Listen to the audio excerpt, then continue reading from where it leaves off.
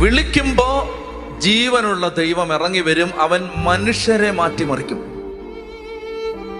മനസ്സിലായല്ലോ? അതായത് മനുഷ്യ ഹൃദയങ്ങളെ മാറ്റിമറിച്ച ഒറ്റ ദൈവമുള്ളൂ, അത് യേശുക്രിസ്തു മാത്രമാണ്. അതുകൊണ്ടാണ് നമ്മൾ യേശു ഏക രക്ഷകൻ എന്ന് പറയുന്നത്.